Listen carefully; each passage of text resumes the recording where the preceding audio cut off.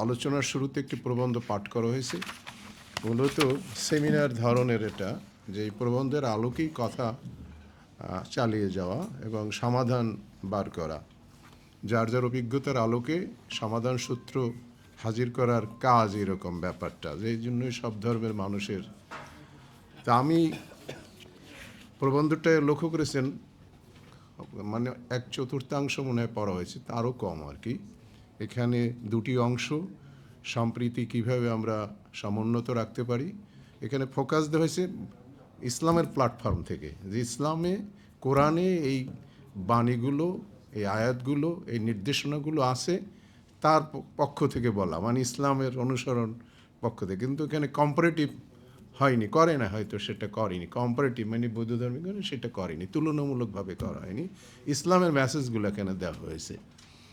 তো আর শেষে হলো প্রসঙ্গত আমাদের রাজনৈতিক যে উপমহাদেশের একটি সহাবস্থানের চিত্র, দীর্ঘদিনের মোগল আমল, সুলতানি আমল, এরপরে একটা রক্তক্ষয়ী যুদ্ধের মধ্যে দিয়ে একটি বাংলাদেশ স্বাধীন সার্বভৌম বাংলাদেশ, সেই বাংলাদেশও নানা চিন্তার বিভ্রান্তিতে আমরা এখন ঐক্যের মধ্যে নাই। আর প্রথমেই আমি ঋণী আবু সাইদ খান সাহেবের প্রতি, যে জ্ঞানকে শানিত করার জন্য, সম্প্রসারণ করার জন্য সুযোগ দিয়েছেন। ওনার আরও দুটো অনুষ্ঠানে আমি ছিলাম। তো যে কথা বললে আপনারা মানে মনে কষ্ট নেবেন না, এই অনুরোধ জানিয়ে বলি, আমি আমার প্ল্যাটফর্ম গবেষণায় পড়াশোনা বিদেশে, দেশের অনেক প্রেক্ষাপটের সাথে আমরা মিশতে পারি না, কারণ কিছু জানা থাকলেও তা বলা যায় না, নিজের সমস্যা হয়, গোপন রাখতে হয়, যেটা ইসলামী পরিভাষায় মুনাফিকি বলা হয়। তো মুনাফিকি জীবনধারণ ছাড়া কেউ এখানে সুবিধা আদায় করতে পারবে, এটার সম্ভাবনা এই প্রেক্ষাপটে নাই। তো দেখলাম যে অনেক জ্ঞানীগুণী মানুষ খুব চতুর জীবনযাপন করে। তো কোনো মহৎ জ্ঞান চাতুর্যের মধ্যে নিমজ্জিত থাকতে পারে না বলে জানি, কিন্তু এখানে দেখছি তা ছাড়া কোনো উপায় নাই। আপনি নানা পদে পদে ক্ষতিগ্রস্ত হবেন। যে আপনি যে সত্য জানেন সেটা যদি হাজির করেন, তো যেখানে হাজির করলেন সেইখানেই তো ওই সত্যের পক্ষে থাকবে না তারা। তো মানুষ সুবিধার সাথে যুক্ত থাকে। তো আমি একটু এখানে ভারত বাংলাদেশের উনি একটা কথা বলছেন, ওনার কথায় চিন্তাভাবনা বোঝা যায়, কিন্তু তারপরও মূল সুরটা কি, যে আমরা যেমন, আমি একাডেমিকভাবে একটা কথা বলি, যে আমরা প্রথমেই তুলনামূলক ধর্মতত্ত্ব সম্পর্কে একটু সাধারণ, সব দরকার নেই, কিছু প্রশ্ন জিজ্ঞাসার মধ্যে দিয়ে একটি জীবন মিনিমাম 30-35 বছরের মধ্যে মীমাংসা হয়ে যাওয়া উচিত। তাহলে পরবর্তী জীবনে তার অনুসন্ধানে সুবিধা হয় বলে আমাদের মনে হয়েছে আর কি। যেমন বাংলাদেশ সরকারে আমাকে একটা দায়িত্ব দিয়েছিল, এই আগের সরকার অবশ্য, যে নবম দশম শ্রেণীর পাঠ্য বই আমাকে প্রণয়ন আমি করেও দিয়েছি। প্রস্তাবটা ছিল, উনি জানেন হয়তো আমাকে, মানে আমাদের সুকুমল দা আমার বন্ধু মানুষ, সুকুমল তা আমাকে দায়িত্ব ছিল ধর্মের সহজ পাঠ, এগুলো বাতিঘরে বহু জায়গায় বইটা আছে, কারণ সরকারের সময় করায় না, তাদের বিতরণ করা হয়েছে আর কি। সঙ্গত করে আওয়ামী লীগ সরকার দিয়েছিল সহজ পাঠ বইয়ের নাম। যেহেতু আমাদের মেজর 4টি ধর্ম, হিন্দু, বৌদ্ধ, খ্রিস্টান, ইসলাম, তো উদ্দেশ্য হলো যে ইসলাম ধর্মের অনুসারী ছেলেরা বৌদ্ধ ধর্ম ভালো জানবে, বৌদ্ধ ধর্ম, হিন্দু ধর্ম, হিন্দুরাও আর ইসলাম সম্পর্কে ভালো জানবে, তাতে সহনশীলতা বাড়বে। কতটা অসাম্প্রদায়িক এগুলো মেজারমেন্ট আমরা করি না, একটা পরীক্ষামূলক, যেতে কত পার্সেন্ট কমে যাবে সাম্প্রদায়িকতা, এটা হয়নি। কিন্তু এটা নিশ্চিত যে ইসলাম সম্পর্কে যে ভুল ধারণা আছে সেটাও হিন্দু ধর্মের কমে যাবে। আবার হিন্দু যে ইসলাম সম্পর্কে ভালো জানলে তার মেজাজ থেকে, মগজ থেকে অনেক কিছু সাম্প্রদায়ের যদি বীজ থেকে থাকে সেটাও সরে যাবে। অর্থাৎ উভয় ধর্ম সম্পর্কে জানবে। এটার একটা দৃষ্টান্ত দেখাই, আপনারা যখন বিজ্ঞান পড়েন, আমরা সবাই বিজ্ঞান পড়েছি, এই বিজ্ঞান 10ম শ্রেণী পর্যন্ত, ইন্টারমিডিয়েট পর্যন্ত সাধারণ বিজ্ঞান নাম ছিল। কারণ ওই সাধারণ বিজ্ঞানের চারিত্রটা কী ছিল, ওর মধ্যে তাপ, বিদ্যুৎ, রসায়ন, পদার্থ সব ছিল না, পদার্থবিজ্ঞান, রসায়ন বিজ্ঞান, বোটানি, বায়োলজি সবই তো ছিল। আপনি যখন অনার্স পড়তে যাবেন, উচ্চতর শিক্ষায় যাবেন, তখন আপনি কেমিস্ট্রিতে অনার্স নেন, বায়োলজিতে অনার্স নেন, কিংবা ফিজিক্সে অনার্স আপনি পড়েন, কিন্তু 10ম শ্রেণী পর্যন্ত বিজ্ঞানের সাধারণ সব শাখায় আপনি একটা সাধারণ জ্ঞান আপনি লাগবেন, তাপ সম্পর্কে, বিদ্যুৎ সম্পর্কে, কোথায় আর কি। ওই ঠিক একইভাবে যে আমরা যেহেতু সহাবস্থানের একটি এই জনপদের ইতিহাস, ইসলাম একটি বহিরাগত ধর্ম, সে কীভাবে সহনশীল হলো, তাকে এই জনপদের মানুষ মেনে নিল অন্য ধর্মের, এই ইতিহাসটা ছাত্রদের জানলে কিছুটা সহনশীলতা বাড়ে বলে আমাদের মনে হয়েছে আর কি, সহিষ্ণুতা বাড়ে। ইসলাম কোন অ্যাপ্রোচে গ্রহণযোগ্যতা পেল, তো এগুলো না জানলে সমস্যা আরও বাড়ে। রাজনৈতিক সহিংসার কথাই বেশি আসে। রাজনীতি ধর্মকে ব্যবহার করে, আমাদের ভাই ভাই সম্পর্ককে চেয়ারম্যান নষ্ট করে, কানে কানে বলে দেয় যে তোর যদি আজকের আপন ভাই হতো তাহলে এই ধরনের কাজ করতে পারতো না, তখন থেকে অশান্তি শুরু। কিন্তু চেয়ারম্যান যতক্ষণে না বলছে ততক্ষণে শান্তি টিকে ছিল। তো এখন এই বহিরাগত চেয়ারম্যানের যে পরামর্শে সম্পর্ক নষ্ট হয়, কিন্তু ওই ভাই ভাই সম্পর্কর ব্যাপারটা ভালো জানলে চেয়ারম্যান এসব কিছুই করতে পারে না। কিন্তু আমাদের সেই জন্য বলছিলাম, তো সেটা হয় না সে প্রকল্প, যে সাধারণ বিজ্ঞানের মতো মানে ধর্মের সহজ পাঠ সব ধর্ম আমরা জানবো। যেমন পশ্চিমবঙ্গে আমি মানুষ হয়েছি আর কি, আমার পড়াশোনা শুধুমাত্র কলেজটা তিতুমির কলেজ, বাকি সব বাইরে। তো পশ্চিমবঙ্গের অভিজ্ঞ উনি কে জানি দাদা বললেন এখানে আমি বালিগঞ্জ হাই স্কুলের মেট্রিকুলেশন, তা আমি একটা মুসলিম ছেলে, দেশের বাড়ি পিরোজপুর জেলাধীন, আমি থাকিনি, আমরা 3 ভাইয়ের মধ্যে একজনই এখানে ছিল, আমি সারা জীবনে বাইরে বাইরে দেশে দেশে। তো আমার এরকম ভালোবাসা পেয়েছি হিন্দু বন্ধুদের বাড়িতে, বলছে তোমাকে তো মুসলমান মনে হয় না। তা দেখতাম যে ওনার প্রশংসা ওনার প্ল্যাটফর্ম থেকে করেছে, উনি যেভাবে ভেবেছেন সেভাবে আর কি। তো সম্প্রীতি রক্ষার জন্য ধর্মবোধ পরিষ্কার হওয়া দরকার। আমি একটু একাডেমিক দিকে যাই, যে এই প্রবন্ধে অনেকগুলো মীমাংসা শিক্ষিত মানুষের মধ্যে অপূর্ণ থাকে। সে মানুষ ভালো, সৎ জীবনযাপন করতে খুব আগ্রহী, এটা অধিকাংশ মানুষের মধ্যে আছে, কিন্তু ডক্ট্রিনাল ল্যাঙ্গুয়েজে, তার শাস্ত্রীয় বিধানে তিনি এতটা বয়স হয়ে গেছে এখনও পড়াশোনা করে নেয় বা সময় পান নেয়। যেমন আমি কয়েকটা প্রশ্ন তুলি, আপনাদের কাছে মীমাংসা আছে কি না নিজেদের মতো ভেবে নেবেন। যে কোরআনের একটি এই যে ওনারাও বলছেন সূরা বাকারার 62-63 ইসলামিক অ্যাটিটিউডস টুয়ার্ডস নন মুসলিম, মানে কোরআনে অন্য ধর্মের অনুসারীদের প্রতি তার দৃষ্টিভঙ্গিটা কী, এর উত্তর মানে কোরআনের দৃষ্টিতে যারা ইসলামের অনুসারী নয়, অন্য অনুসারীদের প্রতি একটা আয়াত আছে, তার ব্যাখ্যা আমি বলার উদ্দেশ্য, আমি নানাভাবে অনুবাদ পাবেন এই উদ্দেশ্যে আমার বলা, যে আপনারা জানেন কোরআন শরীফে এ বাণীও আছে, আমি ইচ্ছে করলে মানব জাতিকে একই গোত্রভুক্ত করিতে পারিতাম, কিন্তু আমি করি নাই। কেন উনি করেন নাই, এই ব্যাখ্যাটা ভালোভাবে জানা, কিন্তু আমরা যেখান থেকে জানি সেখানে বিবাদ আরও বাড়ে।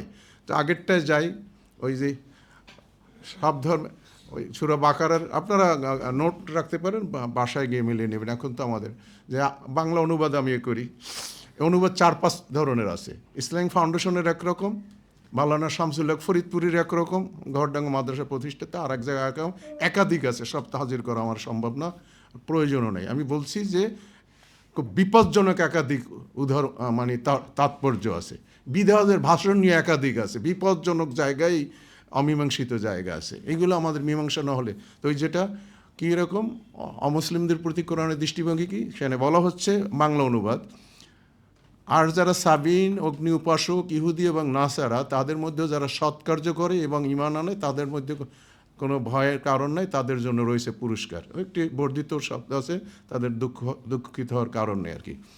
এখন আমরা ছাত্র জীবনে জিজ্ঞেস করেছিলাম, আমাদের আলেমকে ধরছি, এটা হলো শামসুল হক ফরিদপুরের ওনার অনুবাদ, ইসলামিক ফাউন্ডেশনের কমিটির অনুবাদটা শোনেন না, ওনারটাই কিন্তু ঈমান আনে শব্দটা নাই, ইসলামিক ফাউন্ডেশনেরটা আছে। আর যারা সাবিন আপনার একটু যদি ব্যাখ্যা তাফসির জানেন, সাবিন ইসলাম পূর্ব যারা ধর্ম অনুসারী, যারা নেস্টোরিয়ান খ্রিস্টানদের যা মডিফাইড যেটা, ওটা সাবিন, যারা হযরত মুহাম্মদের মা বাবাই ছিলেন সাবিয়ান ধর্মের। আর যারা সাবিন, ইহুদি, নাসারা, খ্রিস্টানদেরকে নাসারা বলতো, আমি ব্যাখ্যা যাচ্ছি না, যারা তাফসির করে নেবেন আর কি, তাদের মধ্যে যারা সৎকার্য করে তাদের কোনো ভয়ের কারণ নাই।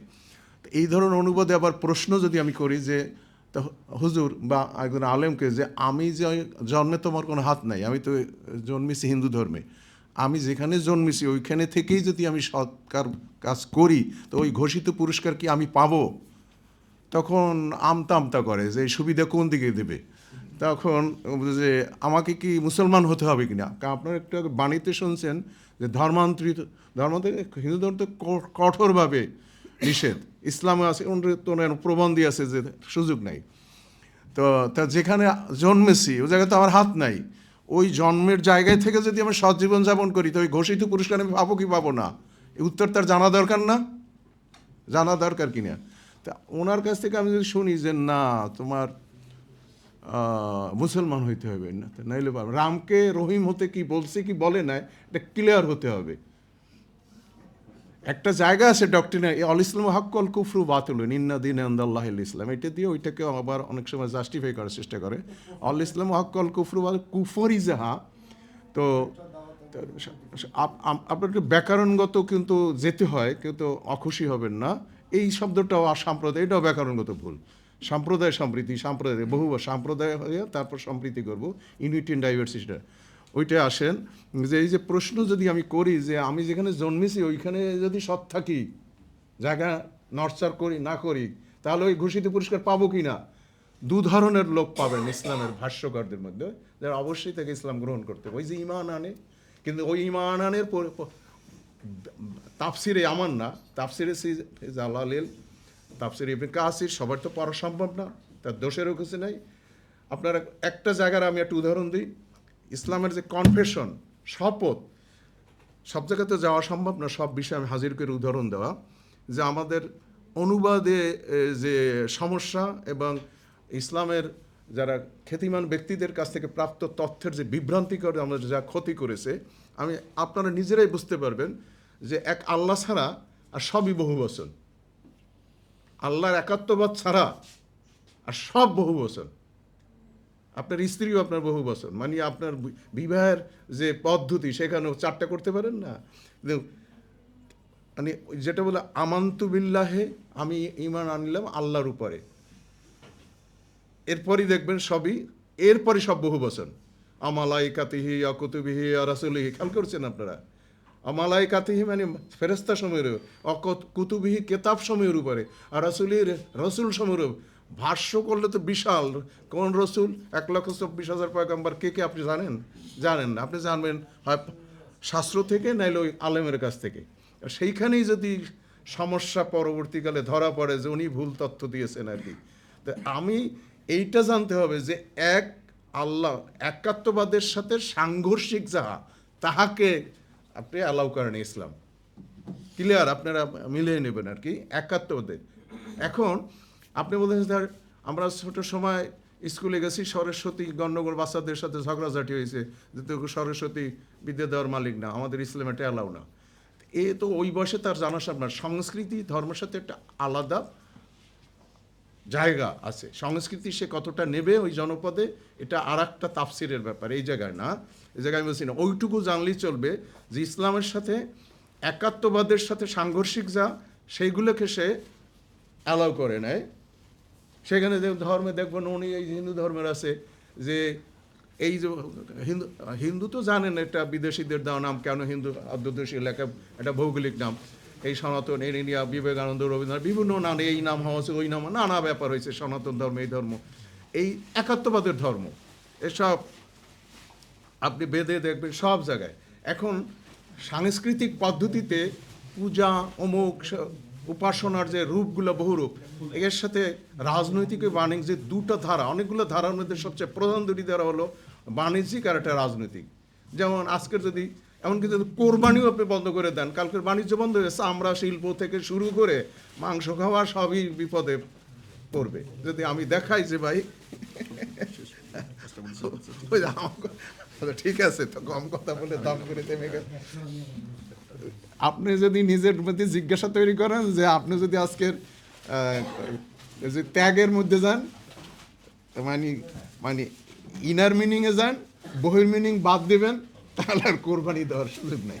ওই গরু টরু বাদ, কোরবানি বাদ, চামড়া শিল্প সব তো ওইরকম। আমি বলতেছি যে সাংস্কৃতিক এরিয়াটা বিশাল, ওই জন্য শুরু থেকে যেটা বলতে সব তো বলতে পারবো না, আমার সংক্ষেপে শেষ করতে হবে।